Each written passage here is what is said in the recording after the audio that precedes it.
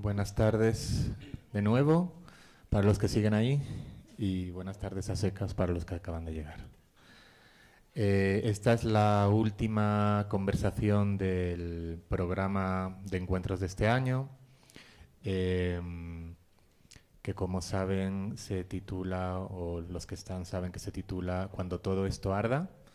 El primer día conté un poquito por qué ese título, y hoy está aquí Louise Graham.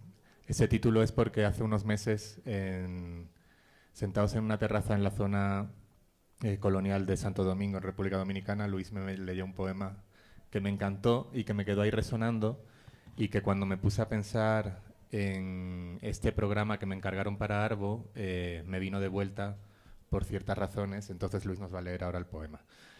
Pero antes de eso, les voy a contar un poquito de qué vamos a hablar ahora. Esta última conversación se titula Soñar con los ojos incendiados. En la conversación anterior, los que han estado, en varios momentos ha salido como esta inquietud, este momento que estamos viviendo ahora, donde es tan difícil poder imaginar posibilidades de presentes y de futuros más allá de lo que tenemos delante, ¿no? Y bueno, en esta conversación, de alguna forma, vamos a tratar de pensar alrededor de eso.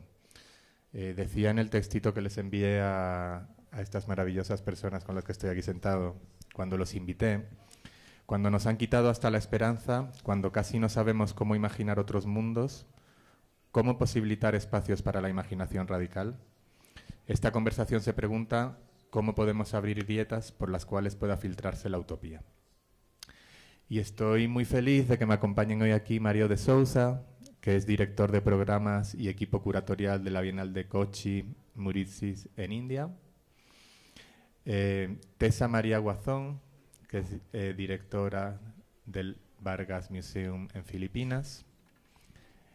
Luis Graham, curador independiente de República Dominicana. Y Javier Tivilla, que es curador del Centro Cultural Recoleta en Buenos Aires, Argentina. Y antes de empezar, le voy a pedir a Luis que nos lea ese poema y después arrancamos como siempre, con unas presentaciones breves de cada uno de ellos, y después vamos a tratar de que la conversación sea bastante abierta. Y como siempre, quien quiera hacer una pregunta en cualquier momento puede levantar la mano y le llevar un micrófono. Y ahí tenemos traducción simultánea. Mario y Tessa van a estar hablando en inglés, entonces quien necesite traducción, creo que por allá les pueden dar un transmisor. Dale, Luisito. Bueno, se llama así, Cuando todo esto arda, y es un ejercicio que he hecho con varios de mis poemas y tienen que ver con cómo ciertos espacios en el Caribe y sobre todo en Santo Domingo se convierten en metáfora de otras cuestiones, y el colmado es como una bodega. Es un espacio donde vas a comprar arroz y frijol en la mañana, pero por la tarde vas a tomar cerveza y vas a beber, a bailar, a poner música, y te enamoras allí o haces lo que quieras allí. Entonces tiene esta hibridez maravillosa. Entonces, cuando todo esto arda, la única cosa que quiero en pie, como la memoria monumental de nuestro paso, es un colmado. Un colmado en toda su hibridez. Un colmado enorme en Boca Chica, del que puedes dar un saltito a la playa, llevando en la mano la cerveza más fría y en la otra una guira para seguir el coro. En Boca Chica con yaniqueques y sanquipanquis, bajo el sol y el Caribe de Boca Chica, un colmado con un playlist intermitente de reggaetón y dembow, en el que Nerolisa toca palo como gritos de redención. Luis Díaz tiene un combo y revela canciones inéditas con Duluc, con amapolas frondosas y marolas mostrando el vientre sin ombligo. Rita Indiana revela misterios a las 5 en punto de la tarde, como Lorca bailando sarandunga a las 5 de la tarde. Que el único recuerdo del llanto sea por el amor de Jack View y la permanencia de su poesía. La diferencia solo suba a la memoria porque el MBL recita un texto en una esquina donde intercambia historias con Joan Mijail, Chabela Vargas y Basquiat, y se habla de contaminación solo en el sentido de Pedro Guerra, y que bajo el influjo del sol cayendo, las chapas, todas las chapas vibren, que arda todo y quede un colmado, sin dinero, solo trueques y chulerías, con travestis que se suben en la mesa y remueven las emociones, con tambores y maracas repartidas como picadera y un sancocho que se reparte para recordar que alguna vez tuvimos hambre. Un colmado, cuando todo esto arda, enorme.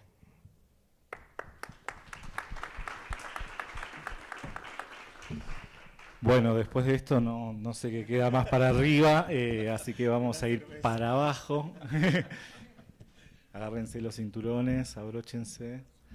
Bueno, gracias Juan por escribirme esa introducción. Siento que es para mí, ¿no? Cuando perdiste toda la esperanza, cuando, ¿no? La Argentina de Milei, venir de la Argentina de Milei, es que estamos en ese lugar que Juan describe, donde esta idea de, bueno, de buscar una imaginación política, perdón, o buscar grietas para infiltrar la utopía, es algo que se vuelve tan desafiante como necesario, ¿no? Y bueno, por suerte la charla anterior cada uno habló bastante, así que ahora me siento suelto para extenderme lo que necesite. Y también se habló mucho del presente, ¿no? Y se habló bastante del pasado. Me robaron la cita de Rivera Cusicanqui, que le había traído también, pero bueno, vamos a ver qué podemos armar con todo esto. Bueno, yo soy curador de instituciones públicas en Argentina hace 12 años. Estamos en el peor momento, imagínense, un momento de suma precariedad, con muy pocos recursos.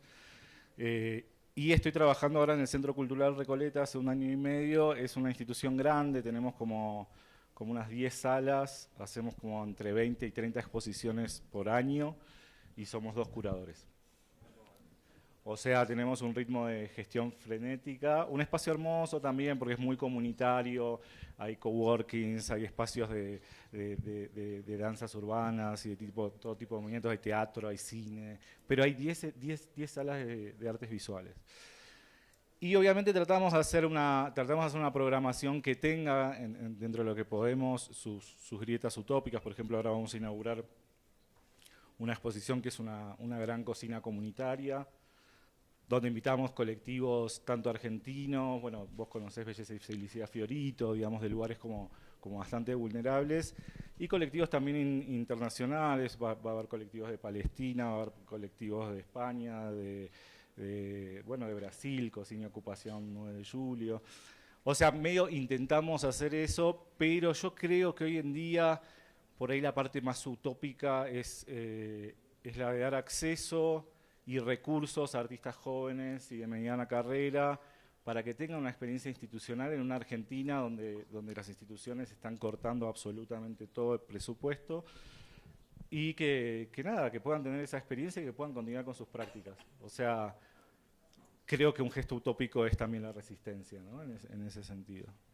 Igual no iba a hablar de nada de esto, eso era mi presentación. Como hablaron mucho del presente en la anterior y un poco del pasado, iba a hablar del futuro, iba a animarme a hablar del futuro. Y medio como que esto de infiltrar utopía que decía Juan, dije, bueno, ¿cómo puedo hacerlo yo desde el presente en Argentina? Y empecé a pensarlo, bueno, por ahí más con fracturas temporales, ¿no? Como encontrar esas grietas donde podamos infiltrar futuro, en algún sentido. Creo que Elena hablaba también de crear temporalidades liberadas, ¿no? Liberadoras, no me acuerdo cómo era que había dicho, va por ahí. Y bueno, se está escuchando mucho, ¿no? Últimamente, supongo que todos lo estamos escuchando, algo así como que perdimos la capacidad de pensar el futuro, porque el futuro ya está acá, ¿no? El futuro nos alcanzó, lo tenemos ahora encima, entonces nos está costando, digamos, estamos en ese eterno presente que le calza perfecto al capitalismo, porque nos quitó la capacidad de pensar una sociedad mejor hacia adelante, ¿no? Y estamos todos, obviamente, hiperconectados a las máquinas, consumiendo lo que las máquinas quieren, esperando esta superinteligencia artificial que se las va a comer a todas, ¿no? Obviamente a nosotros también. Y casi como yo veo la gente joven, viene mucha gente joven al centro cultural, y casi como que no están pensando en un futuro de su comunidad, porque casi ni les interesa pensar en un futuro en sí mismo, para sí mismos, digo, en su gran mayoría. Tal vez esto es Argentina, no sé cómo será en otros lugares, pero bueno. Entonces, bueno, cuando nos quitan esa capacidad de pensar futuro, y cuando estamos, ¿no? Acá me quedo con esto de los ojos incendiados, cuando estamos consumiendo la misma imagen una y otra vez, ¿no? Estamos en ese consumo algorítmico que yo ya siento que pasó a la escena del arte, ¿no? Estamos consumiendo la misma imagen una y otra vez. Después de eso, ¿qué? ¿No? ¿Cómo producir nuevos relatos con estos ojos incendiados, con estos ojos que están viendo siempre lo mismo? Creo que este presente, digamos, llegamos a este eterno presente un poco, siento, porque el tiempo se comprimió y que hay que volver a expandirlo, hay que volver a expandir el tiempo. Ahí venía para salir de la idea de linealidad occidental del tiempo y para pensar cómo expandirlo de otra forma, ahí venía mi cita de Rivera Cusicanqui, que es interesante lo que se habló en la charla anterior, porque hablaban, ¿no? Esto del pasado. Bueno, para los que no estuvieron, básicamente Rivera Cusicanqui dice que el pasado es como el faro que nos guía, porque es lo que conocemos, es lo que tenemos adelante, es lo que podemos mirar y es sobre lo que podemos narrar, ¿no? Y que el futuro lo llevamos a nuestras espaldas. Y yo voy a agregar que es lo que aún no podemos ver, ¿no? Lo llevamos, no podés ver, pero lo estamos llevando hacia un lugar, lo estamos llevando a nuestras espaldas. Y creo que acá desde el sur estamos haciendo bastante buen trabajo con el pasado, ¿no? En las últimas décadas estuvimos bastante recuperando un montón de saberes que había en nuestro continente, reescribiendo un montón de historias coloniales, raciales, etcétera. Y entonces no voy a hablar del pasado, entonces voy a ver qué pasa con eso que está en la espalda, ¿no? O sea,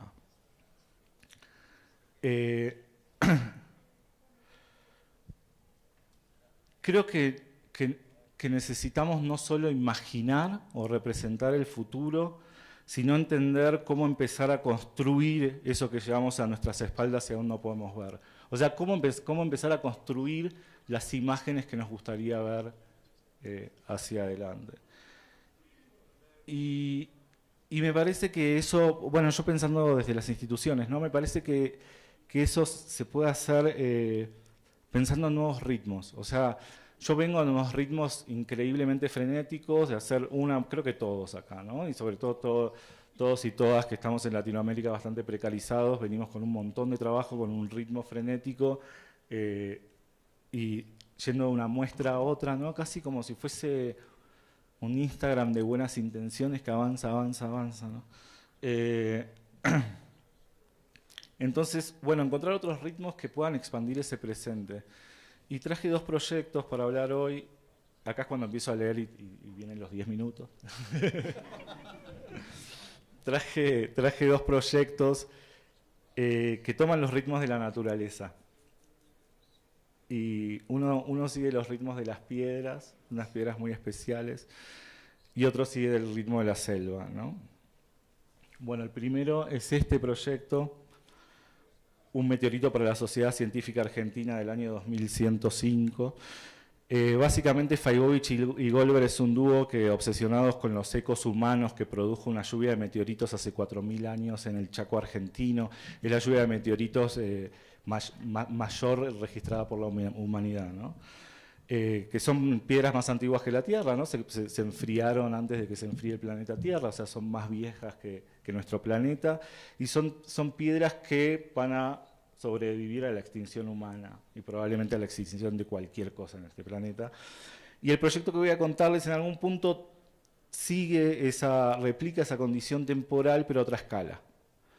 O sea, la obra va a acontecer cuando todos los que estemos acá en esta sala hayamos muerto, o sea, no le deseo a nadie, pero digo, va a acontecer en el 2105, ¿no? Se inicia la obra en el 2018 cuando el dúo encierra un meteorito en una cápsula de tiempo. El gesto responde a un desacuerdo con la sociedad científica que impidió la incorporación de la roca a su acervo. Lo que en principio se pensó como una donación de los artistas en tiempo presente, ellos donan a la institución ese meteorito, se transformó en una donación diferida. La apertura de la cápsula fue postergada hasta el 2105, fecha en que la institución podría decidir nuevamente si acepta o no la donación. O sea que lo difieren a un momento que ya nadie esté vivo y que sea realmente una nueva generación. En ese intervalo de un siglo, cada 7 años, los artistas intentan hacer mudar el meteorito de institución en institución, o sea, hay un comodato a las instituciones para que custodien ese meteorito, que en realidad es una caja de madera, porque el meteorito está en una cápsula y no se puede ver. O sea, que las instituciones se vayan pasando una caja de madera por casi un siglo, hasta que la última la entrega a la sociedad, ¿no? Los artistas además desplegaron un sistema de recordadores que funcionan como sondas hacia el futuro, donde agarraron toda la escena de Argentina de arte y ciencia, hicieron escribir cartas sobre el proyecto, sobre nuestro contexto afectivo, sobre lo que estaba pasando en este momento, sobre un montón de ideas que van a empezar a llegar a la sociedad en distintos momentos, hasta el 2105, para ir recordándoles que esto va a suceder, que en un momento va a llegar este meteorito. Bueno, creo que la obra fuerza, ¿no?, a las instituciones a cuestionar su rol en el presente a partir de custodiar aquello que hoy se sustrae a la mirada. O sea, el meteorito está en una caja y no lo podemos ver. Es un gesto iconoclasta. Es ese futuro que aún no podemos ver, que se sustrae a la mirada y que las instituciones tendrían que, básicamente, custodiarlo. O sea, básicamente tienen que custodiar nuestro futuro como sociedad. El problema radica en que al enfrentar a las instituciones con el factor tiempo, sobre todo en la Argentina, emerge su fragilidad y su potencial extinción, ¿no? En este tiempo aún humano y tan apocalíptico, que la imaginación se ocupe de crear un horizonte de expectativa de vida, incluso de esas instituciones, es un gesto tanto de cuidado como casi un pase de magia, ¿no? La sociedad científica tiene la sociedad científica es una sociedad bastante vetusta, o sea, son señores que tienen casi entre 60 y 80 años, todos hombres blancos, ¿no? Y realmente tienen 1 millón de motivos para desaparecer y un solo motivo muy caprichoso para sobrevivir, que es que tienen que llegar hasta el 2105. Bueno, la imposibilidad de ver el meteorito hasta el próximo siglo es un gesto iconoclasta, donde el vacío de la imagen central del proyecto abre un espacio potencial, totalmente liberado y deseante, con la capacidad de producir una infinidad de imágenes del futuro mientras este se va construyendo. O sea, no es crear una imagen o una representación hoy de ese futuro, sino es básicamente, ¿no?, vedar esa imagen para que eso impulse nuevas. Bueno, pasamos las imágenes. Esa es la sociedad científica cuando se fundó. Seguimos. Acá es cuando van a encapsular el meteorito. Ah, esto. Ok. Ahí está en un acto público donde lo están encapsulando, que nadie puede ver, que lo hicieron con el escribano público. Magalí Arriola fue testigo, fue una de las pocas personas que pudo ver ese meteorito antes de ser encapsulado y que iba a estar hoy acá, pero bueno, no pudo estar. Sí, no, lo vieron los testigos que firmaron que adentro de la cápsula estaba el meteorito, porque tenía que haber un testigo, ahí están firmando. Solo 3 personas lo vieron. Magalí es una. Ahí lo están encapsulando. Y ahí, bueno, ahí yo exhibí la cápsula en una exposición en el 2023. Quise que los primeros 7 años la institución donde trabajaba, que era el Museo de Arte Moderno, la tenga en su patrimonio. No lo logré hacer, a pesar de que era curador senior de la institución, no pude. Y este año lo presentaron a un premio y el premio era un premio de adquisición y dijeron, no, pero una lonja de tiempo, no podemos adquirir 7 años de... Y le decían, los artistas le decían, bueno, estás adquiriendo, ¿no?, esta custodia del futuro, básicamente. Estás custodiando el futuro, pero no lo aceptaron tampoco. Así que está complicado el tema. El siguiente proyecto se llama... tengo que pasar yo. No, a ver, acá está. Bueno, pásamelo. Vengo lento, ¿no? El siguiente proyecto se llama Sintrópolis. Es un proyecto que también estoy bastante involucrado. Es un bosque de experimentación artística y comunitaria ubicado en la provincia de Misiones, a orillas de la frontera entre Argentina y Brasil. Fue fundado en 2024 por esos artistas que ven ahí. Sintrópolis se propone plantar una hectárea de bosque sintrópico como obra de arte en el tiempo y a su vez espacio para acontecimientos artísticos, sociales, ecológicos y pedagógicos. Un bosque que es un teatro, que es una interfaz para trueques alimenticios, materiales y lingüísticos, una escuela de arte y educación ambiental y un futuro geriátrico queer. Para su crecimiento aplican técnicas de la agricultura sintrópica.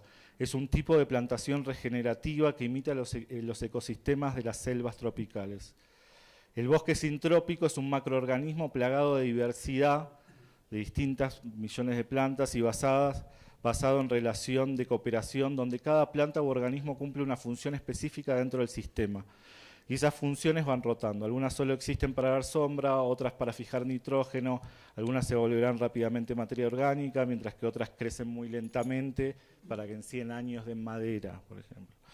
Para ello la sintropía opera de manera transversal y simultánea en los vectores del espacio y el tiempo, conjugando diferentes alturas, capacidades nutritivas y ciclos vitales, ¿no?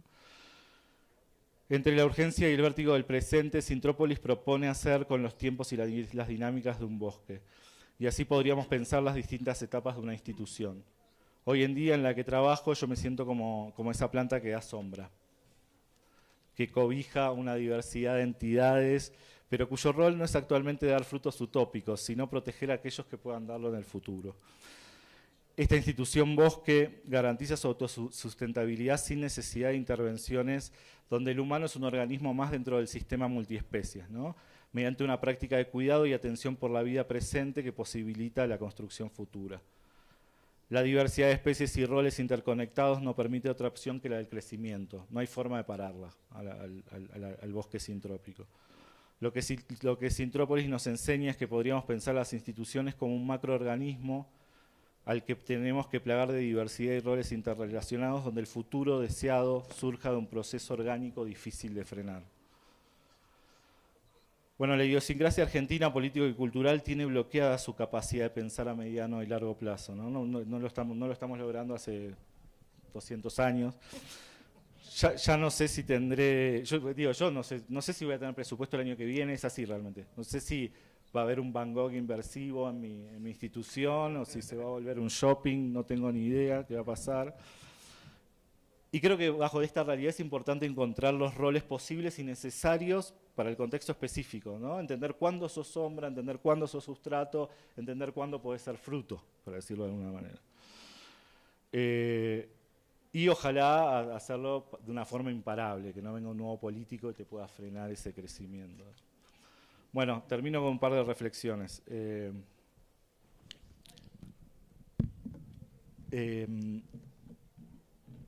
Creo que pensarnos como microorganismos diversos y colaborativos con otros ritmos no humanos y sobre todo no tecnológicos puede prepararnos para la resistencia de lo que se viene. Yo estoy preocupado.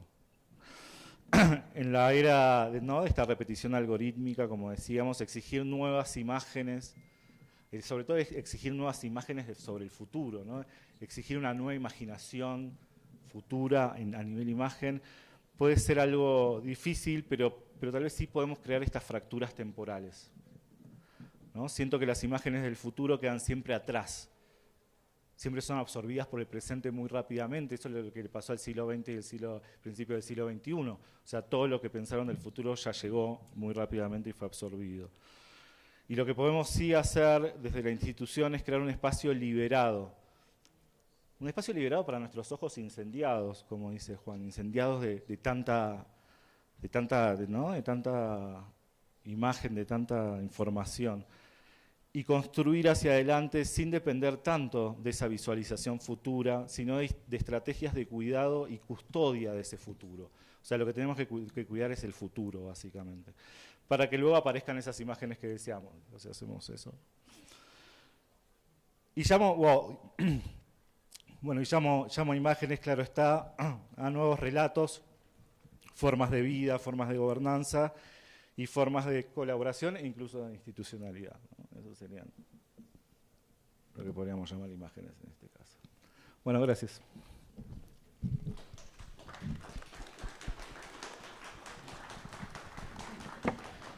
Gracias, Javi. ¿Quién quiere ir siguiente? Who's next?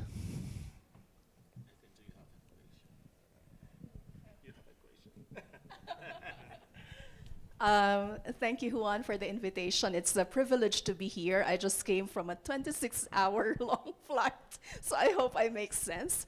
So I'm the head of a university museum back home, but I've done biennial projects. I did the Philippine Pavilion for the Venice Arts Biennale, and I was part of the curatorial team for the Asian Art Biennial in Taiwan. Much of my practice is informed by fieldwork and research. I'm also an academic. And I started thinking about futurities when we did Phantasmapolis for the Asian Art Biennial at the National Taiwan Museum of Fine Arts in Taichung. And before coming to Bogota, I was in Nairobi. We were doing fieldwork to rehabilitate a stretch of the Ngong River. So I was in the slums and meeting artist collectives, working with the residents to revive the river. And I told Juan over WhatsApp while I was in transit, Juan, I have a question for the discussion. And the question has to do with what probably constitutes the future. And it's something I heard from the women who were movers of these organizations in Nairobi. At the end of our plenary discussions, they would always ask, we were also working throughout the week, they would always ask, what can we do on Monday? So it's the same question I pose for everyone. What can we do on Monday? And I think that question marries my interest in both idealism and pragmatism. We talk about utopia, we talk about the future, but the future is already entangled where we are.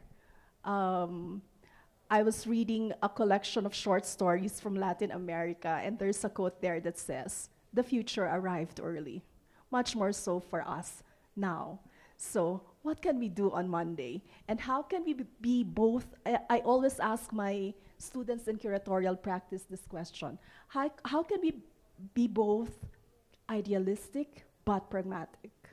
How can we make things happen?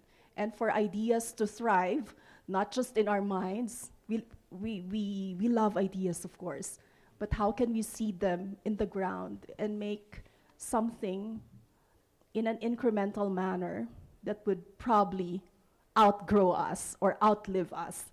So at the museum, we are a small university museum, the University of the Philippines Jorge Vargas Museum and Filipiniana Research Center. What we have is the donation of collections by an alumnus, Jorge Vargas, but we have an ongoing contemporary art exhibition.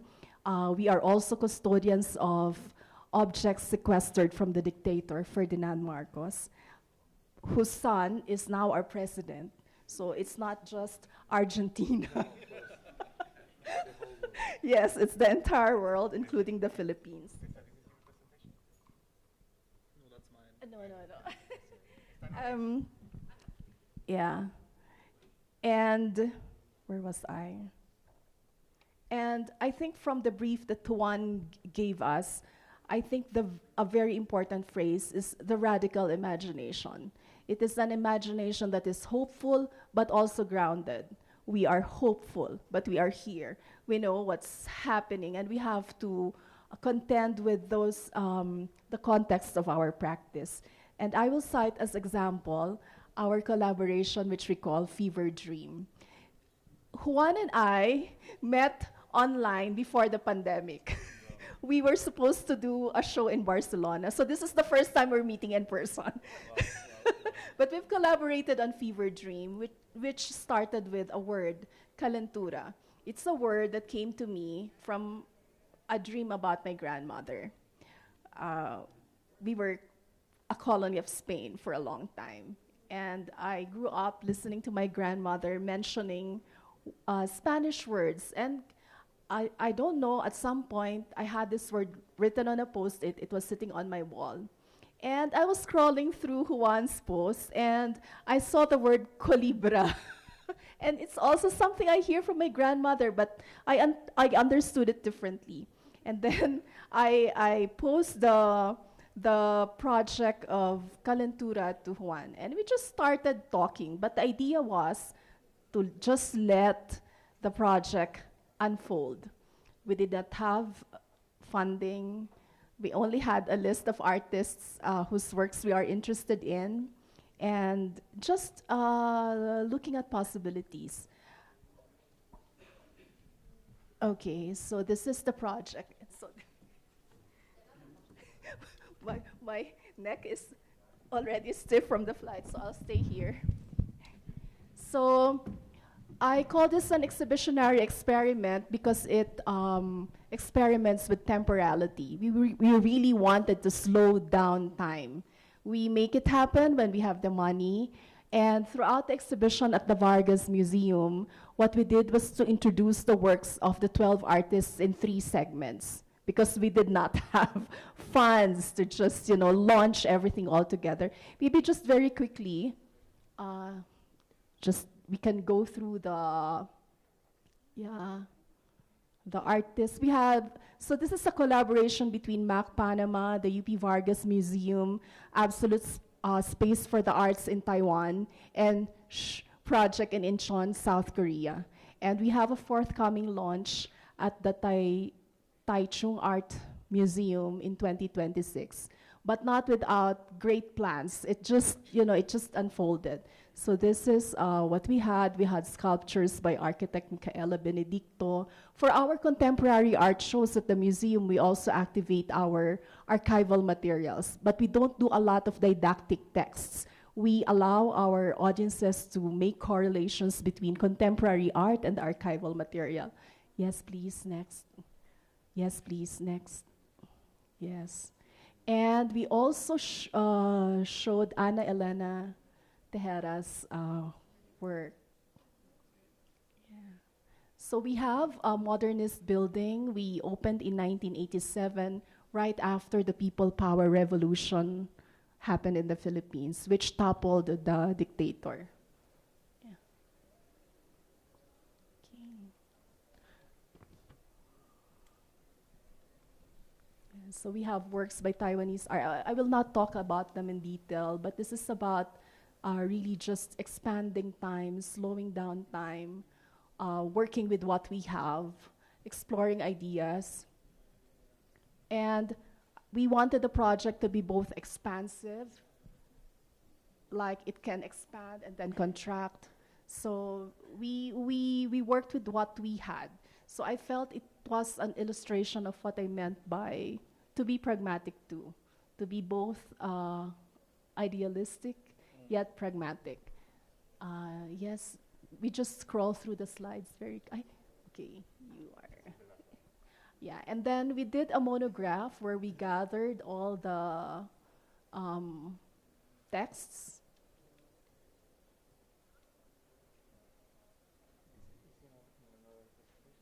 Yeah, but you can just go through that quickly. ¿Tienen otra presentación? ¿También de TESA? It's fine, so I can just, later we can just go through it. So again, I go back to that question, what can we do on Monday? And in the brief that Juan shared with us, I would add another word to the phrase radical imagination. How can we form a radical collective imagination? So, yes. Thank you.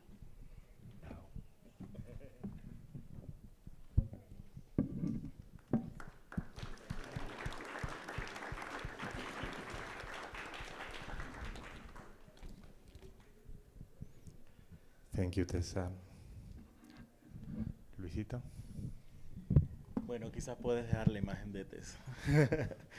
Pero arrojaste una pregunta. Yo tengo un vuelo rarísimo otra vez el lunes. Entonces estoy pensando en el lunes. Pero una cosa que dice Tessa, y no traje yo imágenes porque creo en la potencia de la palabra para crear imágenes en su mente. Creo que cuando estuve leyendo ese poema del colmado, todos ustedes se hicieron una idea de qué es y pensando en ese espacio híbrido. Y yo creo muchísimo en esa capacidad nuestra de poder incluso asignar sentido a cuestiones que fuera de estos contextos ni siquiera lo tendrían, pero es porque te estás haciendo una imagen en la cabeza cuando nos escuchas, cuando puedo entender lo que dices. Yo lo pienso en el contexto dominicano, que igual lo que decías de Argentina, Javier, es complejo yo creo que para todas nuestras naciones. Dominicana está viviendo situaciones quizás no nuevas, tienen nuevas maneras de presentarse, sí, sobre todo en la relación con nuestro vecino Haití y cómo nuestras políticas de migración rayan en unas nuevas maneras de ser crueles y ser complejas ahí, por la visión de los gobernantes de turno y por la visión de incluso un imperio foráneo que parece dar nuevas alas, y es lo que está pasando con todos nuestros países a estos sectores que quisieran hacer desaparecer unos cuerpos, ¿no? No es solo ideas que no se quieren, hay cuerpos que no se quieren en estos contextos. Entonces, pienso en lo que preguntas, Juan, cómo habitar una utopía en estos espacios, y por eso el colmado se me vuelve esa grieta. Tú haces la pregunta, ¿cuáles son esas grietas? Lo metafórico se me aparece a mí como una manera para escapar a esas realidades y pensar y saber que el lunes además puedo habitar la contradicción o seguir habitando la contradicción, porque lo dices, ¿cómo ser pragmáticos e idealistas, utópicos al mismo tiempo? Porque sé que puedo habitar la contradicción. Y la vamos a estar habitando siempre. Y qué bueno que algunos de ustedes son de unas instituciones que de repente tienes un equipo de producción y administrativo que puedes tú estar pensando y alguien lo va a ejecutar. Otros no, tenemos que involucrarnos en todas estas cosas, y entonces tengo que ser pragmático y utópico al mismo tiempo, idealista, y habitar eso en vez de ser algo que me empuje a una disonancia cognitiva constante, es saber que puedo hacer ambas cosas y que puedo estar en esos lugares a la vez, como la hibridez del colmado. Como ahí puedo satisfacer un alimento, pero puedo divertirme también. Y en Santo Domingo se me aparecen muchas cuestiones como grietas. Estoy pensando como desde estos espacios intelectuales, académicos, que además nos decimos muy inclusivos y nos decimos muy pro derechos humanos y todas las voces importan y no queremos violencia epistémica, pero pienso en muchos grupos en América Latina que de repente nunca les vimos como productores de conocimiento como tales. En Santo Domingo está el fenómeno del dembow, por ejemplo. Y el dembow aparece en regiones muy específicas de la capital, en la periferia, y es una manera de gestionar el gozo al margen total de la centralidad del poder. Pero en esos lugares te vas a las 4 de la mañana a un barrio que se llama La 42, a las 4 de la mañana, y están sonando como 10 bocinas al mismo tiempo con dembow, pero están abiertas las 3 iglesias evangélicas en la misma cuadra, pentecostales, y escuchas a la gente orando a esa hora y hablando lengua, y el dembow se mezcla con o sea, la gente hablando lenguas ahí. Pero está el chico haitiano, migrante, que nunca fue a Haití, pero el barrio le dice, la dominicana le dice es haitiano, pero es su abuela que nació en Haití, pero nunca le dimos papeles, pero anda con un cajón vendiendo cigarrillos y vendiendo paletas a esa hora, y es el amigo de todos, y entonces ahí todo el mundo está gestionando una presencia a las 4 de la mañana en una grieta que se abre para la utopía, para pensar. Entonces, tú lo decías, ¿cómo pensamos en organismos no humanos? Pero es que hace rato hay gente y humanos a los que no le estamos prestando atención también. Y estoy de acuerdo con lo que dices, pero pienso como nosotros en una especie de arrogancia vivimos ignorando que ahí hay maneras de escapar, espacio para la fuga, para la quiebra, para el huir de lógicas imperantes. Yo soy de una provincia en la República Dominicana, al sur de la capital, que se llama San José de Ocoa. En la colonia, ese espacio se convirtió en un espacio de montaña, se convirtió en un quilombo, maniel, espacio de cimarronaje. Comunidades de pueblos originarios se encontraban ahí huyendo de la plantación con pueblos esclavizados o sujetos esclavizados que huían también de la plantación. Entonces ahí se inaugura una nueva manera de intercambiar, traficar conocimiento, una manera de trabajar las plantas, de trabajar los procesos curativos, la alimentación, que luego se quedó en el pueblo en el que yo crezco. Y yo estoy consciente, por ejemplo, me sanaron el asma a mí con una planta que se llama brusca prieta. Y brusca prieta, en España ya existe la brusca, es una hojita verde, pero cuando llega el español a América, la ve que es tan negra la nuestra que le llama brusca prieta. Pero esa planta, que ya la usaba el taíno, bueno, también se le dice a nuestros pueblos originarios taínos, pero para meter un chorro de pueblos ahí, porque están arahuacos, ciguayos, son muchas corrientes pero ya usaban la planta para sanar afecciones respiratorias. Y entonces la sabiduría del esclavizado africano, ahora liberto, ahora emancipado por sus propios medios, le lleva a buscar maneras de prepararlo, un té, una tisana, o es en una ceremonia, o es inhalar unos humos. Entonces está ese intercambio interesante de conocimiento ahí. Pero entramos nosotros luego en una modernidad y luego nosotros estamos en esta pretensión de intelectualidad que nos hace, y no lo podemos enunciar, no es así, pero nos hace ver superiores. Pero vas a Ocoye y hay gente gestionando así la vida todavía. Y hay gente así curando sus enfermedades, y hay gente retardando procesos de cáncer. Ahí, y no quiero pensar, no quiero decir que encontré yo una respuesta ahí, no la hay, pero pienso en esas grietas que tú nos planteas en el texto. ¿Dónde está? Es que hay gente en lo que llamamos periferia, pero quizás es eso que hay que volver al centro. No quiero tampoco romantizar esa cuestión, porque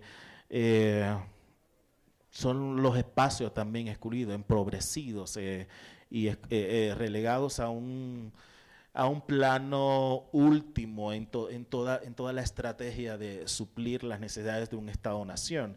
Entonces, lo que quiero para ustedes decir hoy día es que yo creo que una manera de evitar la utopía es pensar quiénes se están permitiendo vivir bajo una utopía. Quizás nosotros no somos ya, porque es tan racional nuestra manera de funcionar, tan pragmática, porque tiene que encajar en el programa del museo.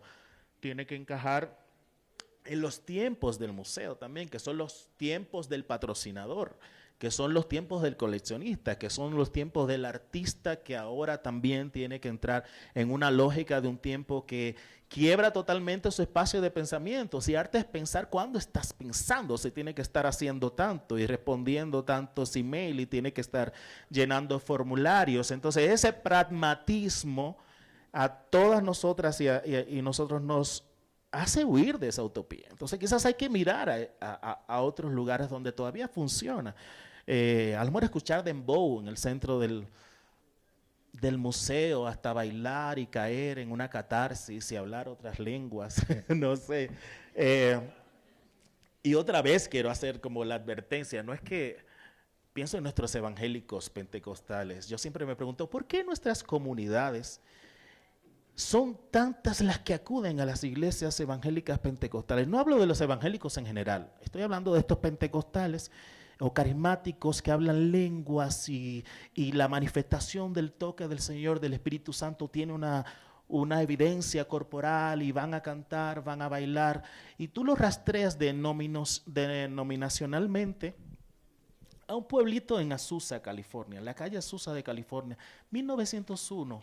Allí hay una comunidad liderada por un señor, William Seymour, cuyo padre habría sido esclavo, y ya él es la primera generación de una familia que no nace en la plantación y no nace esclavizado. Y este hombre que el amo le enseña a ser evangélico, pero es evangélico porque, señores, cuando se tejen los afectos y todas tus emociones están involucradas, emanciparte no siempre es alejarte de tus prácticas y las prácticas que te enseñaron. Ahora, yo creo que le vas a imprimir una manera de que te funcione a ti, y de ahí aparecen todos nuestros sincretismos en general. Y usted pensará en los suyos, los de su país y los de su comunidad. Pero esta gente empieza a leer Hechos 5. Hay una cosa interesante, no estoy predicando, pero es interesante porque todas las denominaciones que usted conoce religiosas aparecieron porque alguien interpretó de una manera un texto bíblico o algo como eso.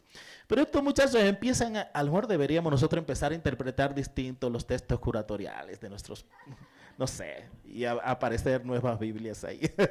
Pero esta gente empieza a leer Hechos 5 y dice que a los primeros cristianos le aparecieron lenguas repartidas como de fuego y hablaron nuevas lenguas, y ellos podían ver lenguas de fuego en la cabeza, pero hablaban nuevas lenguas y eran idiomas.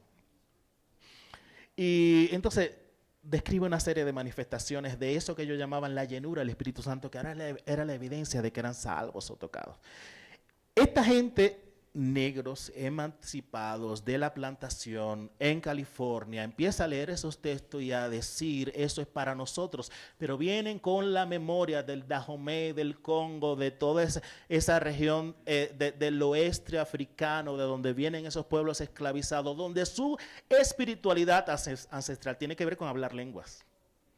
Y tiene que ver con saltar y danzar, tiene que ver con caer al suelo, tiene que ver con tener evidencia física de una conexión con lo ancestral, con lo espiritual.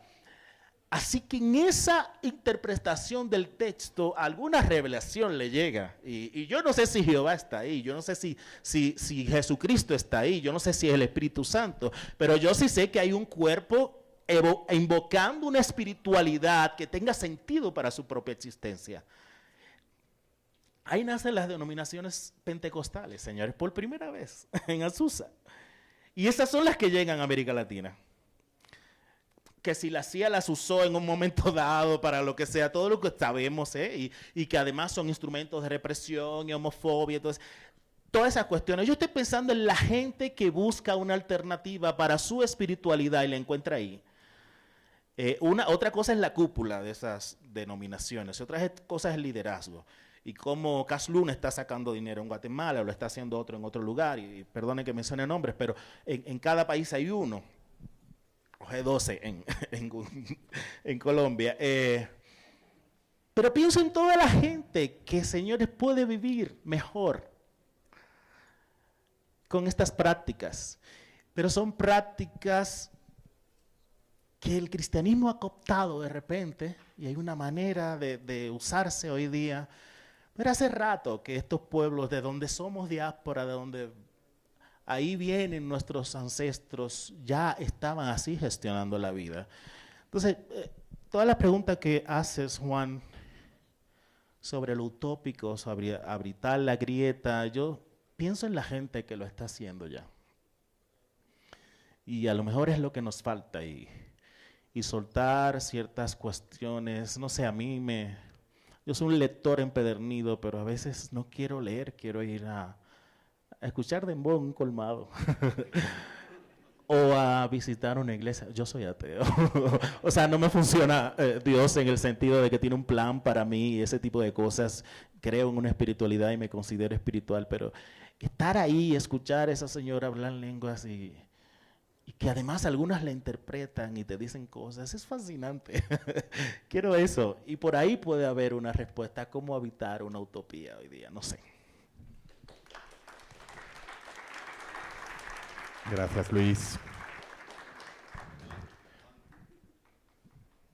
Una pregunta aquí, por favor. Y ponemos la presentación de Mario, por favor. Pues muy bellas las imágenes que nos estás describiendo de este sincretismo. Quería preguntarte si tienes una buena bibliografía, algunos textos que nos puedas recomendar para que los que no hemos viajado allá podamos conocerlo de algún modo. Mira, sí, no es que esto se ha documentado de una manera extraordinaria. Sé de gente como haciendo tesis ahora. Yo me refiero a esa interrelación en la música caribeña, dembow, que es también el merengue y son otras manifestaciones, y la espiritualidad que no es necesariamente ligada a santería y eso, sino también evangélicos. Eso es muy nuevo y creo que lo estoy diciendo en ciertos espacios y ya genero incomodidad cuando relaciono esas cosas en el contexto local, pero hay unos textos de Soraya Aracena, es una pensadora dominicana que estudió toda esa migración negra en el Caribe, que no es solo de habla hispana en el contexto dominicano, es francófona y es inglesa, y cómo esa gente inauguró nuevas maneras de habitar el cristianismo. Eso es muy interesante, como lo plantea Soraya Aracena ahí. Hay otros estudios de Dagoberto Tejeda, que es otro autor dominicano. En Puerto Rico lo está haciendo Humberto Figueroa. Es muy interesante lo que hace Humberto, porque piensa cómo hay una estética que impacta las decoraciones en el hogar, que surge del altar, de la santería y de esa gente cuando se convierte al cristianismo. Hay como un impacto o una influencia que impacta su decoración en la casa, por ejemplo. Pienso así como, grosso modo, esas cuestiones. Luego podría pasarte otras por ahí. Gracias. Hay un texto que escribiste tú hace poquito para en un medio que se llama Adesc, que lo puedes buscar, que es un número que editamos con Libertad Rojo, que está por ahí detrás también. Y tiene que ver con todo esto que estamos hablando hoy, y uno de los textos lo escribió Luis y tiene que ver bastante con lo que estoy hablando de estas cuestiones. Ahí ofrezco alguna bibliografía también. Hola. La presentación de Mario la tenemos por ahí, por favor. Okay, I may have jumbled that title up a bit. Okay, so it's 5 a.m. in India, so bear with me. My body mind is a bit like disoriented, but humor me. We'll play along.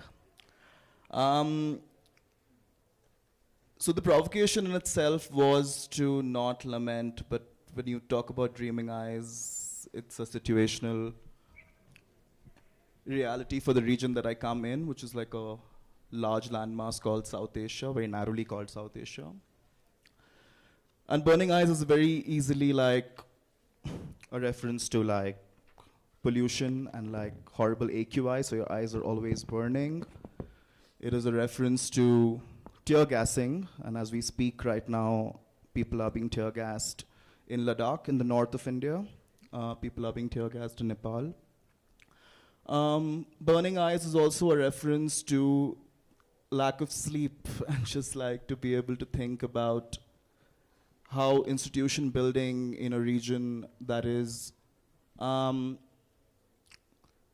densely populated, but also like extremely misunderstood, can lead to new counter realities. And I'll just come to that in a bit, because I want to like just start with a few ideas that kind of respond to the very provocation itself. What you see right on the top to the left is something called an adda.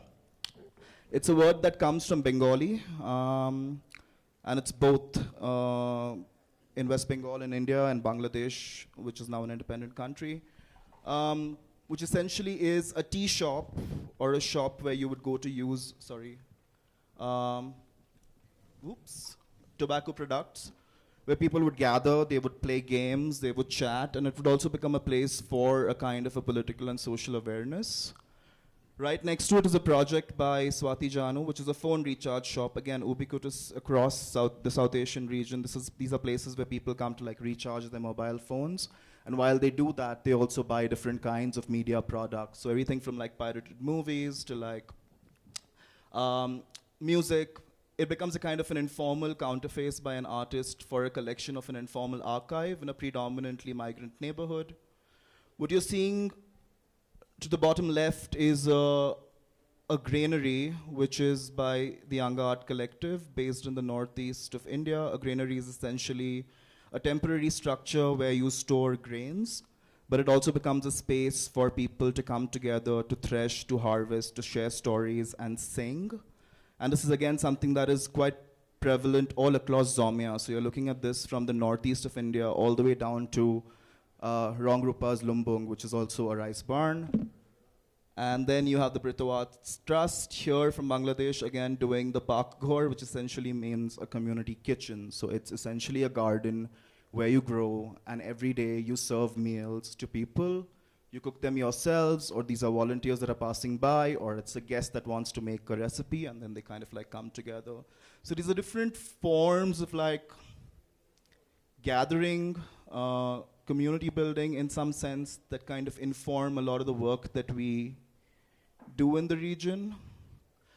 This is a term that we're trying to kind of theorize. It's called friendship economies, and it's also something that is deeply tied to the forthcoming edition of the Kochi Muziris Biennial, which is an artist-initiated, artist-run, artist-curated biennial. And the idea of friendship economies essentially is that in the 1990s, when the West suddenly gets interested in South Asia, there's also a kind of a moment that is occurring in each region quite specifically, right? Like Nepal is overthrowing its monarchy, and you have the first public protests coming in place. Bangladesh is saying no to authoritarian rule, and you're kind of seeing the return of democracy. India is kind of like embracing globalization, privatization. Sri Lanka is just coming out of civil war. It's still quite unstable. And amongst all these different kinds of moments in the region, you're seeing the first wave of kind of artists coming together in the absence of museums, in the absence of any kind of public support, to start initiatives with absolutely no funding or resource on hand. So friendship economies essentially means that somebody brought food, somebody brought a curtain, somebody brought some art material, and then they sustained themselves in that way for 10 years, until in 2007 you kind of start seeing the first investments coming in. Suddenly the Tate is in South Asia, they're suddenly interested. A really problematic show called The Indian Highway travels to the Centre Pompidou, which is like a celebration of the riot of colors that South Asia is. And then we start to think about a few different kinds of like strategies that we have employed over these past 2 or 3 decades. One of the words that I wanted to offer today is the word jugaad, which I mean has no translation, but essentially means frugal forms of innovation. Like, how do you make life work? They don't necessarily make life easy, but they definitely make the process fun. And I think this is something that we embrace very openly, is this idea of joy and how you can laugh in the face of like dire circumstances.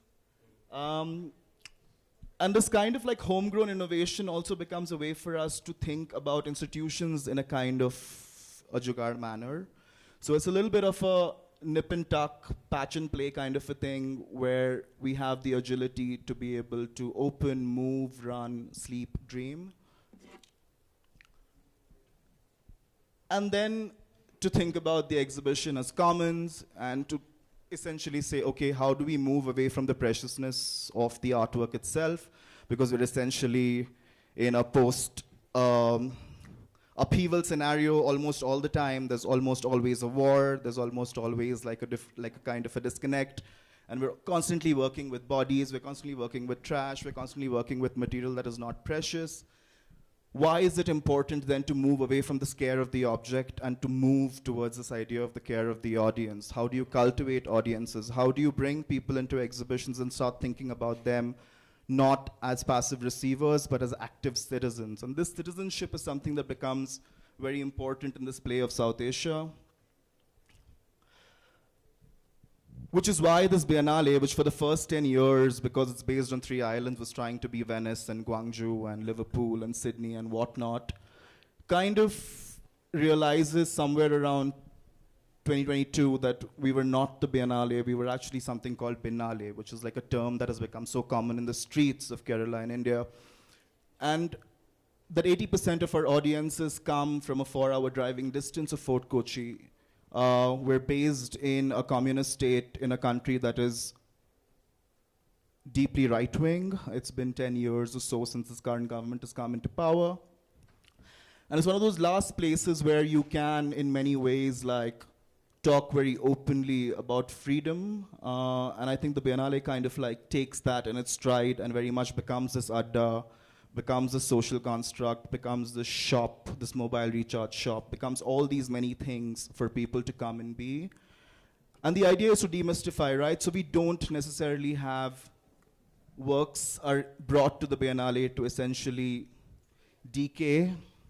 We don't ship works out. It's always an invitation for the artist to come and work with the climate as opposed to work against it, and to think about it in fugitive ways. And I think this idea of fugitivity, of ferality, of embracing frugality as a kind of an aesthetic is very deeply related to this kind of a localized imagination of the Biennale, where we're trying to say that, okay, what if we spoke to internationalism in local tongues? And Fort Kochi, I mean, essentially the Muziris in the Kochi Muziris Biennale is a reference to an old trading town that existed in 2 BC and used to trade with the Mediterranean, and it traded with pretty much all of the Indian Ocean until it kind of sank in the 1300s. So well before Vasco da Gama arrives on the shores of Kochi,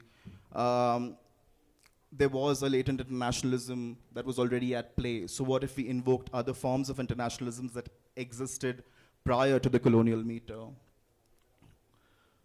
And then to think about cohabitation. So this is the idea that if you resource, you redistribute, you share it with everybody, and you make it available.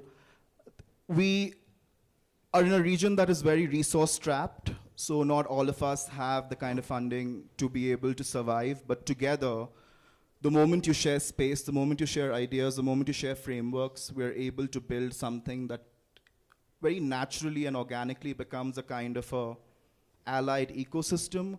We're not necessarily in each other's faces, but we're always talking about each other, so it's like the good gossip neighbor syndrome of South Asia. And I want to offer 3 last things, which is the idea of radical rest. We as a Biennale take a break whenever we want. We sometimes don't want to do one for 4 years and we're still a Biennale, do whatever you want. Slow curating. Let ideas ferment, let them pickle, let them distill, let them decay.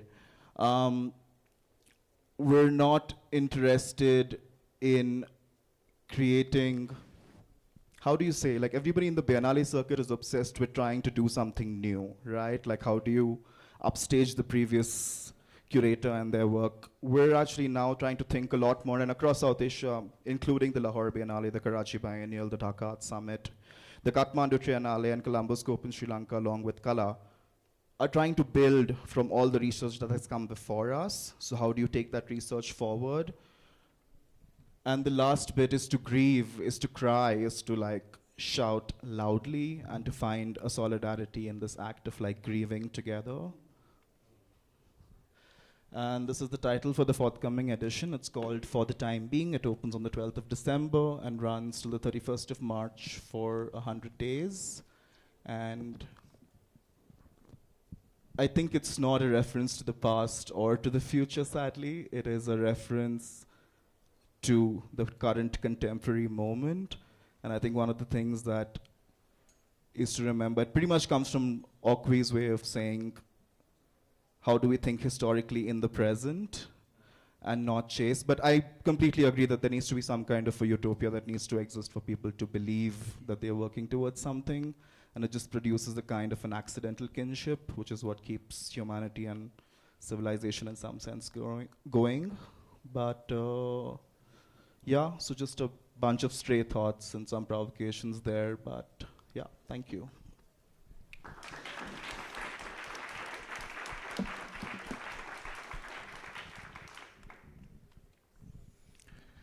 Preguntas por allá, y ustedes mismos pueden, si quieren, como también.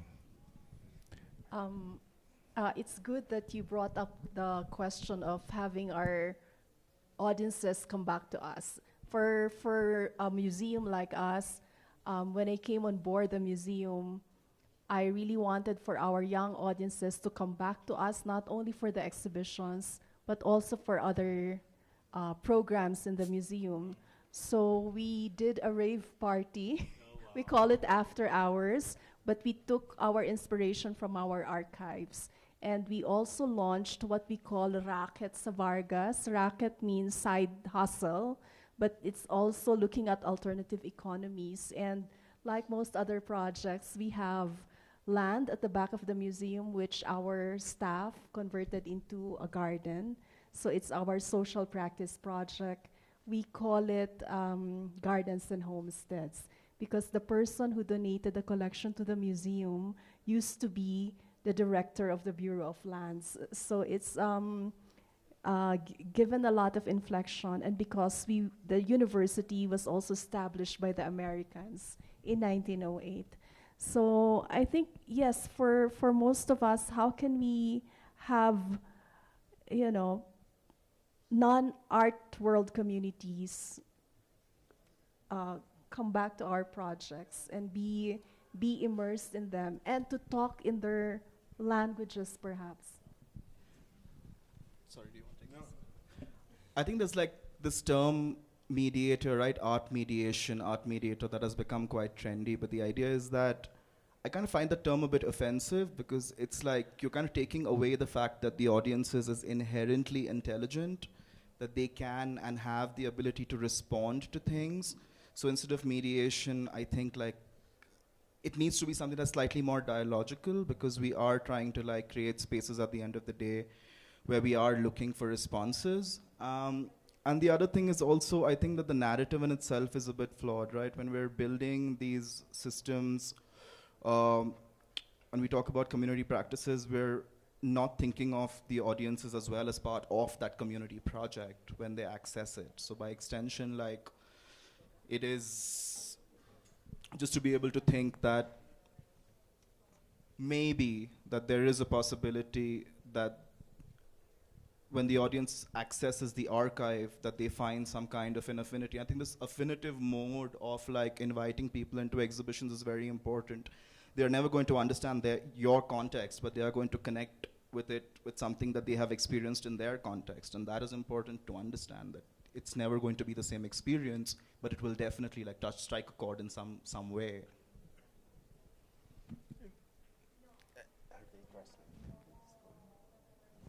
Okay. Mira, ahora mismo en Santo Domingo yo tengo una residencia que he curado para terremoto. Y quiero tratar de adaptar esto como una respuesta para lo que preguntas. Porque Terremoto, que es una institución mexicana que viene de gestionar otras cosas, está gestionando ahora residencias. Una primera que hace es en el desierto de Sonora, México.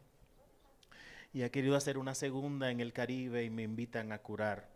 Y pensando posibilidades ahí, lo que digo, bueno, ¿y qué tal si vienen a Santo Domingo? Bueno, la residencia por cuestión de fondos, y esa gente que presiona y te cambia todo, que es lo que los dineros, tiene que volver a México. O sea, dura 3 semanas en Santo Domingo y 2 semanas en México.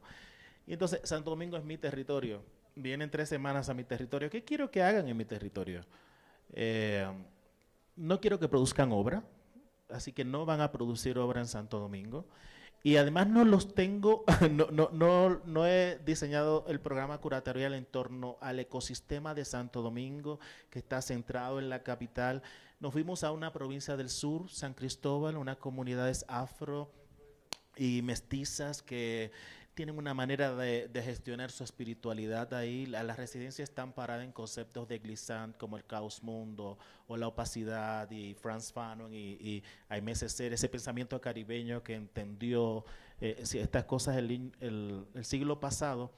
Pero ¿qué tal si ahí, en vez de eso, conviven con la gente que sabe cosas y que no la puede poner en un libro y que no puede hacer una exposición en el museo con las cartelas bien diseñadas y que te explican todo, imágenes hiperproducidas, pero constantemente su cotidianidad está produciendo eso potentemente, probablemente con mayor potencia como la vas a ver traducida en el museo por un curador como yo, que en el fondo me siento estar usurpando a veces lugares. Ya sabemos que no, como que tiene uno esos cuidados, pero te ves empujado a eso. Y entonces quiero tomar esta residencia porque se supone que yo estoy allá, vine para hablar con ustedes hoy y debo volar a Santo Domingo, porque ellos duran ahí 3 semanas hablando con la gente. Entonces, como es un programa curatorial. Una residencia se supone que produce obra. Me debes devolver algo. No quiero que me devuelvas algo en Santo Domingo. Quiero que te enfrentes a la gente que está viviendo ahí. Y claro, el programa es como que conoces a Soraya Aracena y quiero que le escuches hablar de lo que está pensando. Conoces a Dagoberto, conoces más gente, pero te vas al colmado. Ahorita me mandaron imágenes que están en un kitipo. En un kitipo es es una bocina gigante que se pone en el barrio para todo el mundo escuchar dembow al mismo tiempo. Y ahí están los muchachos bailando dembow, ¿eh? No están tomando nota, a lo mejor alguien está tomando nota, pero están tomando dembow y bebiendo cerveza con la gente. Y estoy seguro que esa cuestión corporal le va a atravesar de una manera el cuerpo que va a generar unos afectos. Y yo espero que informe de alguna manera su obra. Entonces es como nuestras audiencias, es que nosotros pensamos en nuestras audiencias como un instrumento que vamos a utilizar. A lo mejor somos nosotros el que se debe volver un objeto y ser permeado por ellos en un momento dado. ¿Cómo devolvemos esa lógica con la que la hemos estado mirando? Qué sé yo, esa cuestión, metodología etnográfica, antropológica que utilizamos, a lo mejor hay que matar eso ya y empezar a trabajar desde afectos, desde una cuestión más emocional. Pienso siempre en Audre Lorde. Nos enseñaron, el padre cartesiano, Descartes nos enseña, piensa, luego existe. Audre Lorde dice, la madre, y pensando en una ancestralidad, nos enseña ahora siento y luego puedo ser libre, dos conceptos totalmente distintos. Pensar y existir primero, así, esa es nuestra racionalidad completa y así se gestiona en la mayoría de nuestros programas. Y Audre Lorde lo quiebra, ¿no? Siente y entonces luego habita otra cosa, libertad, y entonces uno se pregunta, ¿qué es el libre en estos contextos también? Cuando tengo toda esa presión institucional del coleccionista, cosas que no puedo hacer, esa institución para la que quieres instalar y tienes el título de curador en jefe, pero no puedes entrar una obra en la colección, pero luego enunciamos las libertades que tenemos en lo curatorial, cosas como esa. Una amiga, Gina Jiménez, está involucrada en Santo Domingo, acaba de ser jurado de una bienal local y pareciera ser que el Ministerio de Cultura le quiere arrebatar el premio, un premio que dieron ellos como jurado. Entonces, ¿qué autonomía tenemos cuando pesan estas estructuras? Porque otra vez volvemos a pensar que nuestras audiencias no son un lugar para estar. No son ellos los que nos pueden informar de repente, pero sí la institución. Sí la estructura que toma esas decisiones, que moldea nuestras cosas. Yo no sé cómo decir esto del todo, pero por ahí creo que ustedes están agarrando la imagen de lo que digo. Yo estoy bastante de acuerdo, Luis. Siento que nos fuimos encerrando mucho. Nos fuimos encerrando mucho en estos edificios, ¿no? En estos museos, en estas galerías, y casi como que el arte se transformó en una investigación que puede ser interesante, de alguien que va hacia un lugar y que después termina como un objeto en estos lugares que tienen unos códigos y tal. Y dejamos de acostumbrarnos como sociedad, no solo del arte, digo, en general, a vivir con el arte, a convivir con el arte, a convivir con el dembow, a convivir con, ¿no? Como a que el arte sea una parte cotidiana de nuestra vida, no solo perceptiva, sino cognitiva, de pensamiento. Es como que el arte se fue y ahora pareciera que estamos todos produciendo para estas cajas, estas cajitas, ¿no? Estos museos, estos lugares, y que el arte no está viviendo en la calle todo el tiempo, que no está, no, justo Ángel hablaba de ese proyecto en la calle en la charla anterior. Creo que hay algo que estamos perdiendo y que es necesario, volver a eso, a volver a salir. En el caso nuestro del Recoleta, tenemos una ventaja que se volvió un espacio muy comunitario en algún sentido, comunitario no desde una comunidad organizada, sino de gente que va a usar el espacio para distintas cosas, ¿no? Que seguramente en los lugares de ustedes también sucede, pero que tenemos un montón de lugares de pistas de entrenamiento para danzas urbanas, con parlantes, con wifi, tenemos un montón de lugares de coworking donde está lleno todos los días, tenemos como, tenemos todas estas programaciones de distintas cosas, y yo siento como, digo, más allá de todo lo que uno haga de mediación y tal, siento que tengo la suerte de que esta gente joven que de repente atraviesa por ahí, un día está estudiando su materia de medicina ahí al lado de la sala, y para descansar la cabeza entra a la sala y va ahí, ¿no? Y como que se volvió como un pequeño barrio, el centro cultural mismo, donde la gente lo usa para otras cosas y entra y se... Pero sí, sobre todo siento que nos estamos achicando, como que crecieron las instituciones, creció la profesionalización y hizo que el arte se achique.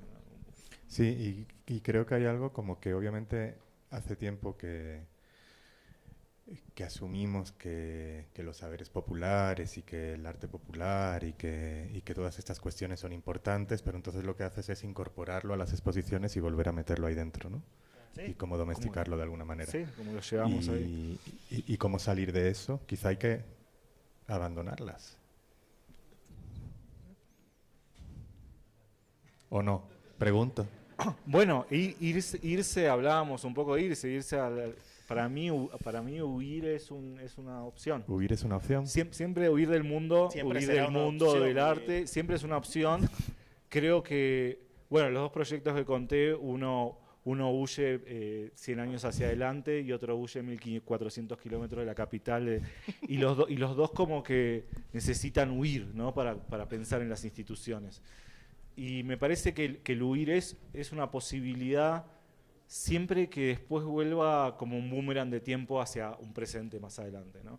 O sea, como que esa huida no sea una huida solamente personal, sino que esa huida sea necesaria para poder ver otras cosas o crear otras cosas y que vuelva ese boomerang del tiempo a un presente en el futuro. Quizá una pregunta, y lo que quería decir con eso es, ¿se pueden transformar las instituciones o los proyectos en los que estamos trabajando o tenemos que inventar nosotros, ¿no?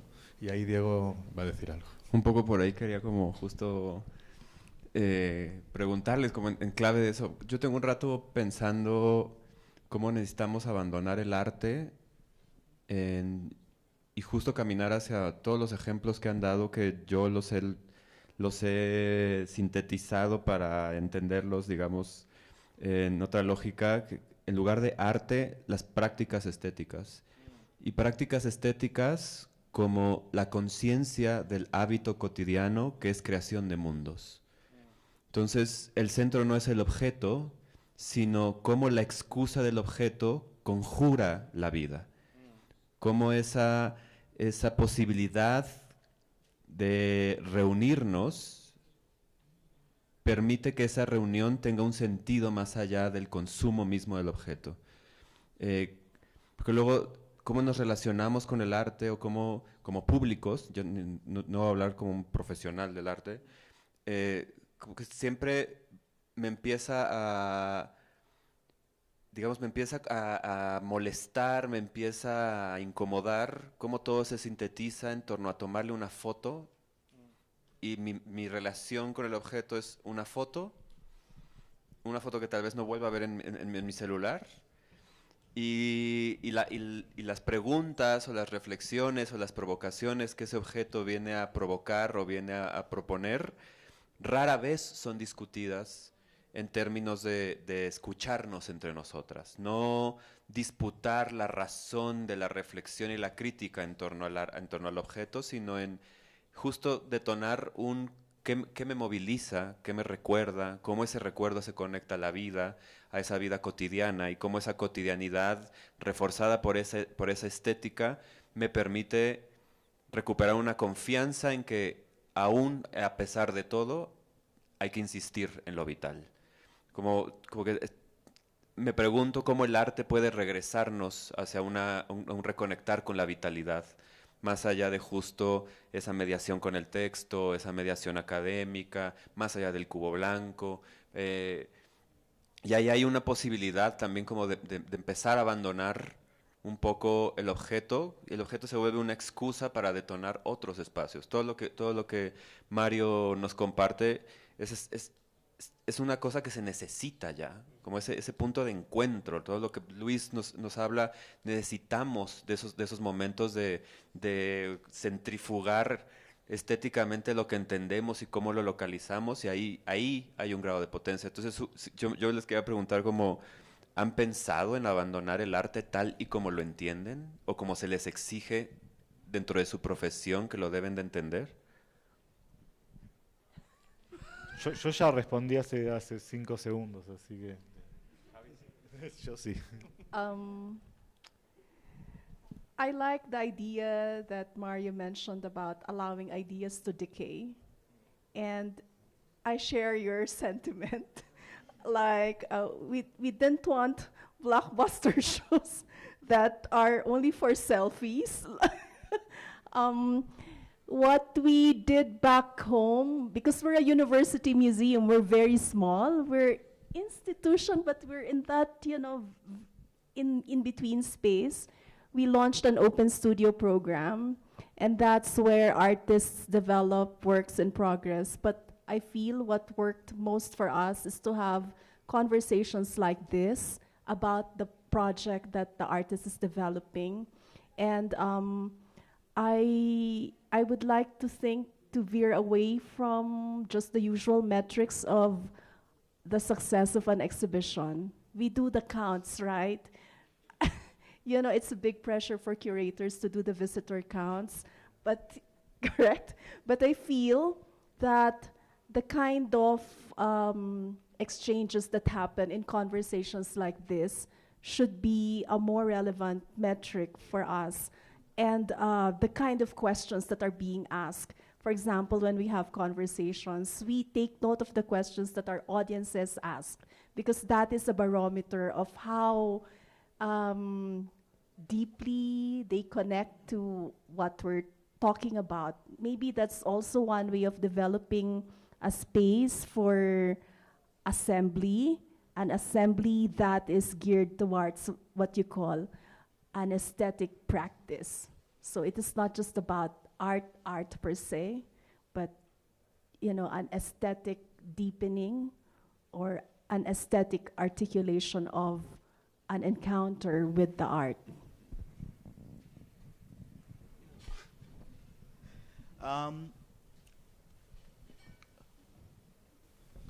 It's a bit weird talking about like doing away with the art object at an art fair, so it's just like a bit strange, but just to reposition that a little bit, I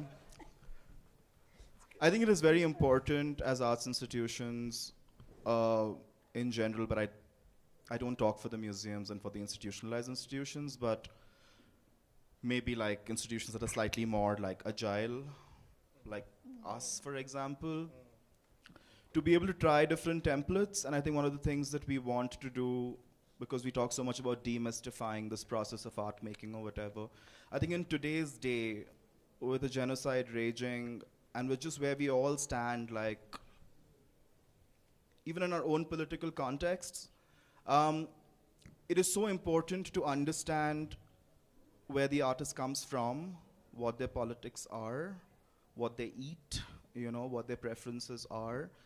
It is very important to connect with the artist on a human level. I think it's not a time where we can have sterile relationships with people. I think it is very much a time where we're saying like yes and no. And for the forthcoming edition of the biennial, we're trying something new. We're trying to honor all the institutions over the last like 20 years or so, 25 years actually.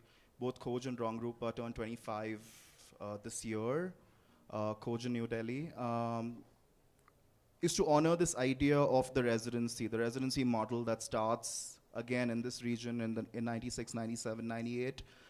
It starts because of Robert Loder and Sir Anthony Caro's money. They're just like going around South Asia and Southeast Asia with a little pot of money, giving everybody 5,000 euros and like, do a residency. And that's how all these institutions come into being, like Brito in Bangladesh, Wasal in Pakistan, Sutra, which is now defunct in Nepal, Tirtha in Sri Lanka, Rangrupa. All of these are like basically descendants of that legacy of the Triangle Arts Trust, quote unquote, which today ironically is a kind of a broke institution, but very much has that prestige. And we're using the biennial for artists to come and have long-term residencies in. We're also trying to treat the biennial as a kind of an organism where like works arrive and works leave, making space for other works to arrive. And to also think very much about failure and like how can a biennial, which is considered to be like a space where you're going to make the most, like, I don't know, mask passing, large scale, like installation? How can you use that as a space for like tenderness? And what is the aftercare that you do both with the work and the audience? So I think like, because we are these people and because we come from this context, we're able to do that kind of like trial and error templating, which kind of breaks away from this idea of the preciousness of the art object, which in general, I mean, I feel like if the plane went down in water, you have to leave without your luggage. So like, what are you going to take the human out first, or are you going to carry your art out? So it's like really boils down to that question of like life and death, which is a very important question today. I mean, so yeah, just to position that in that way. But this is, I mean, for us, because we have that freedom, and we don't know how long it's going to last. But also I think it's important for institutions that are not legacy oriented to understand that, okay, you had 5 good years, it's okay for you to die, you did the good work, maybe it'll transform into something else. So I think one of the things that we're not scared of is, we're not scared of dying, we're not scared of like shutting shop. It's like the work has been done, somebody else will take it forward, or maybe it'll take another form, but just to like not be so precious about leaving behind an institutional legacy, which is not true for museums, sadly, but like, yeah. Diego, cuando pasas los 40, puedo empezar por ahí, pero no, tú sabes que yo lidio mucho con escapar, toda la vida. Yo estudié publicidad, no lo hice ni un año, estudié periodismo, no lo hice ni un año, mi primera carrera es teología en un contexto, yo soy hijo de pastores evangélicos. Y huyo siempre. Tú mencionas la idea de una experiencia estética, de una producción estética en el barrio, pero incluso la idea que tenemos de lo estético es cuestionable. Estética misma como palabra es una cosa que deberíamos derribar, porque ya no funciona en muchos contextos. Entonces, una pregunta que yo siempre me hago, ¿qué está haciendo lo que yo hago por mí mismo? Y por más que yo quiera escapar, yo no estoy afuera de esta lógica, y no estoy afuera de esa misma idea que digo de estética, que debe ser derribada, no estoy afuera de ella, moldeo una manera de relacionarme yo con la imagen. Y cada vez, y todavía el objeto me sigue sorprendiendo, te lo tengo que decir, o sea, me sigue sorprendiendo. Luego, trabajamos en unos ámbitos profesionales de la sociedad y del mercado, esta lógica capitalista que nos tiene a todos en un activismo y un trabajar constante, que lo que produce un artista en su taller tiene que entrar luego en una dinámica de mercado y ahí entras tú, porque además, hace rato como que estoy diseñando programas para instituciones, programas de pensamiento y cómo hablamos, porque prefiero el encuentro, ese tipo de cosas, pero al mismo tiempo estoy curando una feria de arte en Ciudad de México. O sea, pero bueno, esos lugares se me vuelven espacios de encuentro, porque están resolviendo una cosa para mí primero. Y perdonen, estoy diciendo la cosa más egoísta, pero crecí con unos vacíos extraordinarios porque Dios se me desmontó en un hogar evangélico y ya no me funcionó en un momento dado, no me funcionó la publicidad, no me funcionó muchísimas cuestiones, hubo otras espiritualidades que busqué. Y de repente lo curatorial me permite como articular un chorro de cosas. Yo no sé qué tanto lo piensan ustedes, pero yo creo que tengo una posibilidad casi, no sé, es mágico. Y aquí estoy diciendo una cosa positiva de esto y linda de esto. Porque yo lo siento mágico. Vamos a acabar con eso. Hombre, yo puedo juntar una antropóloga como esa señora Soraya y un artista como Julián Ariza, que está en la residencia, que está trabajando, sacando imágenes de la colonia para traer la contemporaneidad, y por eso una pintura bárbara, así como una cosa extraordinaria. Y estas mujeres estar pensando la posibilidad juntas, desde lugares distintos, de vivir la feminidad, ser mujeres hoy día y haber ahí una audiencia, mujeres escuchándolas que se identifican con eso, y eso le ofrece una alternativa a la manera en cómo han estado gestionando la vida. En medio estoy yo gestionando, poniendo en contexto estas cuestiones. O sea, yo quisiera derribar esa cuestión, pero no puedo estar afuera porque yo mismo soy a veces un producto de eso, y a veces porque otras veces sí me quiero ver afuera, pero Pero yo soy una de esas cosas. O sea, eso que tú dices, quieres salir, pero salirte para mi estómago, porque yo soy. Somos esa cuestión, ¿tú entiendes? Como, otra vez no sé si lo estoy diciendo como debería, pero por ahí, o sea, huir sí, pero ¿a dónde? Si estamos ahí en medio de un vientre gigante que nos formó a todos, que nos tiene trabajando, que nos tiene respondiendo no sé, a la Cámara de Comercio de Bogotá.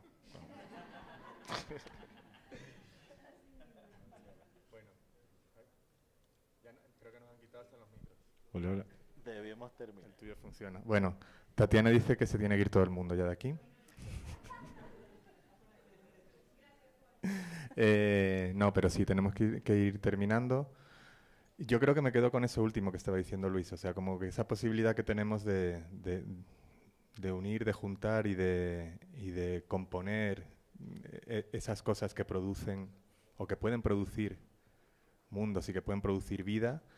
Y la cuestión es cómo darle una forma quizá un poquito más amable y coherente para todos, ¿no? Pero bueno, veremos cómo sigue. Muchísimas gracias a todas y a todos por aguantar tanto rato aquí. Gracias, Javi. Thank you, Tessa. Gracias, Luis. Thank you, Mario. Ha sido un placer. Pleasure. Los quiero mucho a todos. Gracias. Gracias, Arvo. Gracias, Tatiana. Gracias a todo el mundo.